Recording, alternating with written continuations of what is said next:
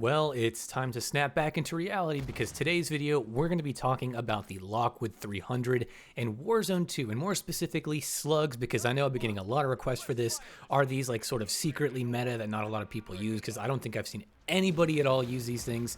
So we're going to dissect it today. I finally figured out the damage profiles and how they work, all the multipliers. So we're going to get into some nerdy damage stuff, and then we're going to talk about best classes, show off the gun a little bit, and then we'll get into my thoughts overall. So if you're down for that, make sure to stick around and let's just get into it. Slugs are a strange beast to say the least in this game because they're not quite as strong as they were in Warzone 1. If you remember in Warzone 1, a lot of them, specifically the 725, would one-shot headshot, they could two-shot body shot or chest shot really. Man, they were so much fun and I missed them so much, but unfortunately the Lockwood 300 Slugs fall short by just a little bit compared to its counterpart in the original Warzone, that's really sad for me because I love them so much. Now let's go ahead and get into the damage and I'll show you guys what's kind of going on. So here we are in spreadsheet simulator land where I'm just going to go over all this stuff kind of on paper to show you what's going on behind the scenes. Also, huge shout out to sim.gg. I'm using their dummy models here to kind of represent some numbers and data and stuff. As you can see on their site, everything is basically just at 100 damage, but that's not entirely accurate. It does more than 100. It's just capped at that for now. I think that's just something they're working on the site, or there might be some scripts behind the scenes that they can't really see with the damage. So that's where I come in. I'm going in game to test this stuff with a dummy account, and here is what I have found. So basically, we have multipliers that are done on different parts of the body. For the arms, it's basically our 1.0x where we deal 100 damage flat, and then for stomach it's 1.2, chest is 1.3, and then 1.62 for headshots. What that means is that there is no way to get a one-shot kill or one-shot headshot with the Lockwood 300 Slugs, but essentially you're going to have to hit at least one headshot in one other part of the body that's not arms or legs. Or, well, you can hit arms, but you can't hit legs. Once we get out to these further distances, you see that the body multipliers stay the same, but the damage just change a little bit. So for example, in that second range, for about 13.2 meters, you basically have to hit one headshot along with a stomach or a chest shot. So that's not awful. I mean, having to hit a headshot, that's pretty difficult, especially considering you're this close, only 13 meters. It's definitely a hard thing to do, especially when people are trying to jump around a lot. If someone's sitting around, it's not as bad, but just having to hit a headshot makes this thing really complicated to use. In its third range, as you can see, out to about 43 meters, which is really nice, you still do 129 damage per headshot, which means you can still two-shot headshot, but the really big thing here is you can't do a headshot plus a chest shot. It has to be two consecutive headshots, which again makes this very difficult to use. And of course, past that range, 43 meters and plus, it's basically you can't two-shot at all. You can't get two-shot headshots or anything. So let's get into some sort of details about this kind of build because it can be very difficult to use for a few different reasons. One is that slugs in this game are very inaccurate. So if you haven't tried them out yet in multiplayer or just in private matches, you'll know that up close, up to a certain distance, they're really not too difficult. I mean, you still have to aim and hit your shots. In that sense, it's difficult, but once you get further out, maybe past that 40-meter range or so, it starts to kind of veer off in certain weird directions where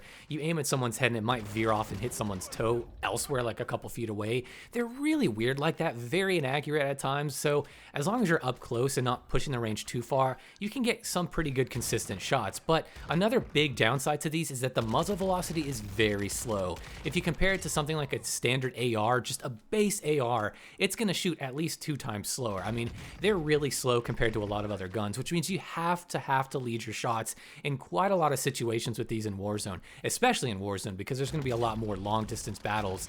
So you really have to be mindful of that. It also kind of makes it difficult to use things like the sawed-off stock, because the thing about the sawed-off stock is it makes your aiming stability very wobbly. So it's possible to use it, and you get such a nice aim down sight speed bonus. It is pretty tempting to use, but in all honesty, you probably are better off using something with stability or just aim down sights and not anything like that no stock mod, which really hurts your visibility. So getting here into my 2 favorite builds, this is going to be sort of your long range trying to snipe, if you want to call it that build. So for this one, we're basically getting our max bullet velocity with these 2 attachments. Basically the biggest barrel we have, which is going to help with the tighter pellet spread as well, which does in turn help with slugs and their inaccuracies at further distances.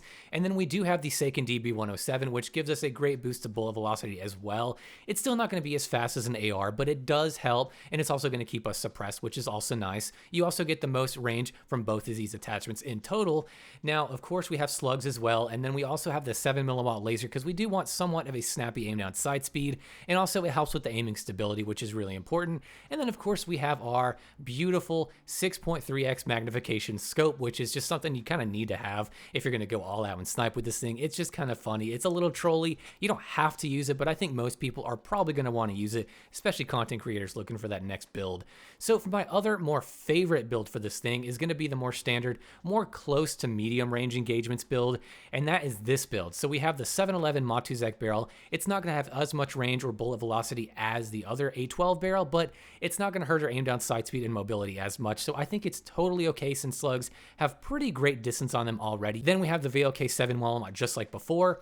The stock, I'm running the sweet spot stock because again, like with the high stock mod, I think it hurts the aiming stability just a little too much for my take for like kind of longer distance engagements. So I prefer having something like this where I do get some aim down sight speed, but I don't really hurt my aiming stability at all. And so it gets really, really nice and steady with the 7mm laser. And then I'm using the Buck Pro Guard because I want a little bit more aim down sight speed. If you find that it's a little too inaccurate for you, you can swap this out and instead use something like the Bryson Series 12 choke, which is going to be the choke for the best condensed pellet spread. Of course, there's no pellets, but it's really going to help the most in terms of how accurate your slug is. This is the attachment to go to for that. So either that or you can use the Buck Pro Guard. Overall, from my thoughts on this gun, it is so much fun. It is so quirky, but it's not the greatest. As far as slug shotguns go, it's strong, but it's really not that good. I mean, you only have 2 shots, and you can't even one-shot kill with the one-shot headshot, which is really, really annoying. I really think this gun needs and could really benefit from a higher headshot multiplier. If anyone from Raven Software is watching, please just try it out. It's slugs, and no one's gonna run a rock this except for fun.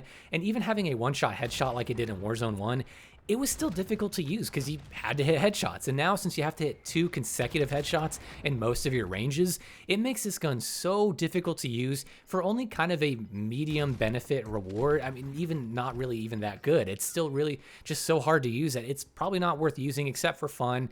And I know that's probably why you guys want to use it anyway, it's just for fun. So in that case, have at it. It is a lot of fun to just kind of snipe people with a shotgun. And honestly, I prefer using it with iron sights. So I kind of want to know, what do you guys think about this? Because in my opinion, it's a little bit of a letdown, but I still want to use it and still have fun with it, especially with friends. So let me know down below in the comments, what do you think about this shotgun with slugs? Do you miss the 725 from Warzone 1? Do you think that this gun needs a one-shot headshot? And with all that being said, guys, I will see you in the next shotgun video.